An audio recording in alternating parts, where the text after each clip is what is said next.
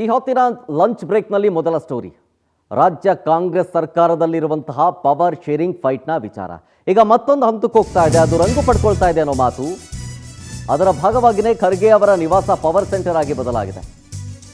AICC ಅಧ್ಯಕ್ಷ ಮಲ್ಲಿಕಾರ್ಜುನ ಖರ್ಗೆ ಅವರ ನಿವಾಸಕ್ಕೆ ಸಿಎಂ ಆಪ್ತರು ಬರ್ತಾ ಇದ್ದಾರೆ ಒಬ್ಬೊಬ್ಬರಾಗೆ.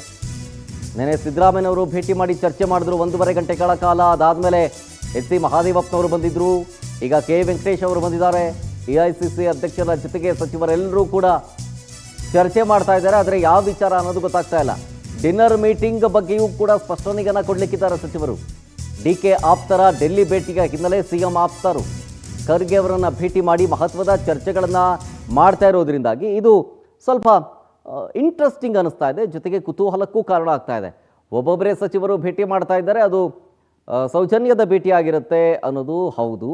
ಆದರೆ 1.5 ಗಂಟೆಗಳ ಕಾಲ, ಸುಮಾರು ಒಂದು ಗಂಟೆಗಳ ಕಾಲ ಚರ್ಚೆ ಮಾಡ್ತಾರೆ ಅಂತಂದರೆ ಅದರಲ್ಲಿ ಒಂದು ವಿಚಾರನಾದರೂ ಅಟ್ಲೀಸ್ಟ್ ಒಂದು 10 ನಿಮಿಷನಾದರೂ ಸದ್ಯದ ಬೆಳವಣಿಗೆಗಳ ಬಗ್ಗೆ ಮಾತನಾಡದೆ ಸುಮ್ಮನೆ ಇರ್ತಾರಾ ಹೀಗನ್ನುವಂಥ ಚರ್ಚೆ ಜನಮಾನಸದಲ್ಲಿ ಇರೋದು. 1.5 ಗಂಟೆ ಚರ್ಚೆ ಮಾಡಿದ್ದಾರೆ, ಬರೀ ಅದನ್ನೇ ಚರ್ಚೆ ಮಾಡ್ಕೊಂಡು ಕೂತಿರ್ತಾರಾ? ಅಟ್ಲೀಸ್ಟ್ ಈ ಪವರ್ ಶೇರಿಂಗ್ ಫೈಟ್ ವಿಚಾರ ಸಂಬಂಧ, ಪುನರ್ರಚನೆ ವಿಚಾರ ಸಂಬಂಧ ಮಾತಾಡಿರೋದಿಲ್ವಾ? ಮಾತಾಡಿರ್ತಾರೆ. ಹೀಗಂತ ಜನಕ್ಕೂ ಗೊತ್ತು. ಅದನ್ನೇ ಪ್ರಸ್ತಾಪ ಮಾಡ್ತಾ ಇರೋದು ಜನರು ಕೂಡ. ಈಗ ರಾಜಕೀಯ ವಿಚಾರಕ್ಕೆ ಸಂಬಂಧಪಟ್ಟಂತೆ ರಾಜಕೀಯ ಪಂಡಿತರು ಕೂಡ ಲೆಕ್ಕ ಹಾಕ್ತಾ ಇರೋ ಪ್ರಕಾರ ಒಂದು ಕಡೆ ಕ್ರಾಂತಿ ಸಾರಿರೋದು ಡಿ ಕೆ ಶಿವಕುಮಾರ್, ಮತ್ತೊಂದು ಕಡೆ ಶಾಂತಿ ಸಾರಿರೋದು ಸಿದ್ದರಾಮಯ್ಯ ಅಂತ. ಶಾಂತಿ ಕ್ರಾಂತಿ ಅನ್ನುವಂಥ ಚರ್ಚೆ ಆಗ್ತಾ ಇದೆ ಈಗ.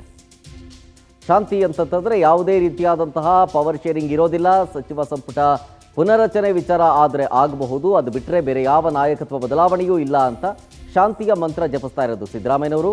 ಜೊತೆಗೆ ಡಿ ಕೆ ಶಿವಕುಮಾರ್ ಅವರು ಕ್ರಾಂತಿಯ ವಿಚಾರ ಅಂದರೆ ನಾಯಕತ್ವ ಬದಲಾವಣೆ ಆಗಬೇಕು ಅನ್ನೋ ಬಿಗಿ ಪಟ್ಟು ಹಿಡಿದು ಕೂತಿದ್ದಾರೆ. ಸೊ ಇದೆಲ್ಲಕ್ಕೂ ಈಗ ಖರ್ಗೆ ಅವರ ನಿವಾಸ ಪವರ್ ಸೆಂಟರ್ ಆಗಿ ಬದಲಾಗಿದೆ. ಇದೇ ಪವರ್ ಸೆಂಟರ್ ಅಂದರೆ ಖರ್ಗೆ ಅವರ ನಿವಾಸದ ಮುಂಭಾಗದಿಂದ ನಮ್ಮ ಪ್ರತಿನಿಧಿ ರೂಪೇಶ್ ಬೈಂದೂರು ಲೈವ್ನಲ್ಲಿದ್ದಾರೆ.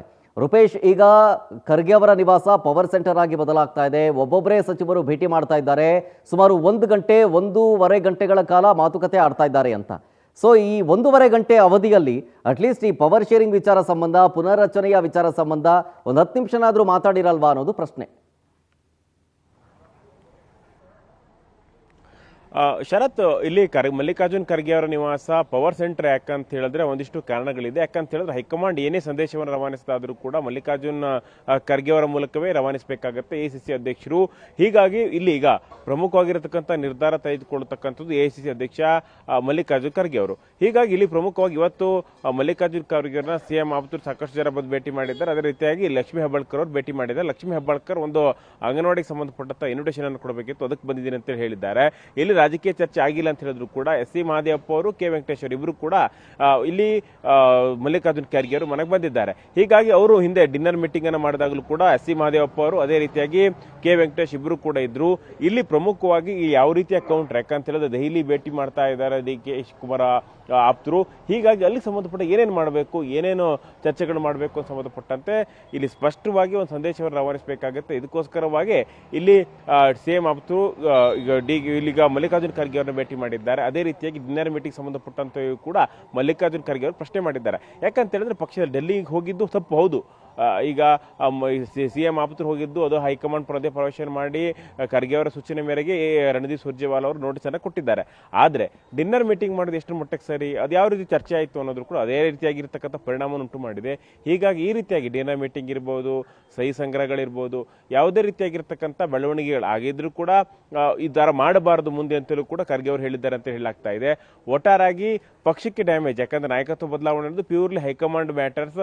ಹೈಕಮಾಂಡ್ ಏನು ಸೂಕ್ತ ಸಂದರ್ಭದಲ್ಲಿ ಸೂಕ್ತ ನಿರ್ಧಾರ ತೆಗೆದುಕೊಳ್ಳುತ್ತೆ, ನಾಯಕತ್ವ ಬದಲಾವಣೆ ಇದೆಯೋ ಇಲ್ಲೋ ಅನ್ನೋದು ಎಲ್ಲದೂ ಕೂಡ ಆಗುತ್ತೆ. ನವೆಂಬರ್ 26ರ ಬಳಿಕವಾಗಿ ರಾಹುಲ್ ಗಾಂಧಿ ಅವರು ಬರ್ತಾರೆ. ಈ ಸಂದರ್ಭದಲ್ಲಿ ಒಂದು ತಾರ್ಕಿಕ ಅಂತ್ಯ ಸಿಗಬಹುದು.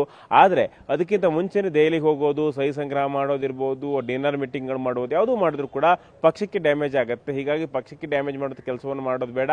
ಲೋಕಲ್ ಬಾಡಿ ಚುನಾವಣೆ ಇದೆ, ಅದಕ್ಕೆ ಸಂಬಂಧಪಟ್ಟಂತೆ ಗಮನ ಹರಿಸಿ ಅಂತೇಳಿ ಖರ್ಗೆ ಸ್ಪಷ್ಟವಾಗಿ ಸೂಚನೆಗಳನ್ನ ಸಿಎಂ ಆಪ್ತರಿರ್ಬೋದು, ಡಿ ಕೆ ಆಪ್ತರಿಗೂ ಕೊಟ್ಟಿದ್ದಾರೆ. ನಿನ್ನೆ ಸಿಎಂ ಬಂದಾಗಲೂ ಕೂಡ ಇದೇ ಮಾತನ್ನು ಹೇಳಿದ್ದಾರೆ, ಸಿಎಂ ಆಪ್ತರು ಬಂದಾಗಲೂ ಕೂಡ ಇದೇ ಮಾತನ್ನು ಹೇಳಿದ್ದಾರೆ ಅಂತ ಹೇಳಿ ಹೇಳಲಾಗ್ತಾ ಇದೆ. ಒಟ್ಟಾರಾಗಿ ಮಲ್ಲಿಕಾರ್ಜುನ್ ಖರ್ಗೆ ನಿವಾಸ ಈಗ ಪವರ್ ಸೆಂಟರ್ ಆಗಿ ಪರಿವರ್ತನೆ ಆಗ್ತಾ ಇದೆ. Sharath. Okay, thank you Rupesh ಡೀಟೇಲ್ಸ್ಗಾಗಿ.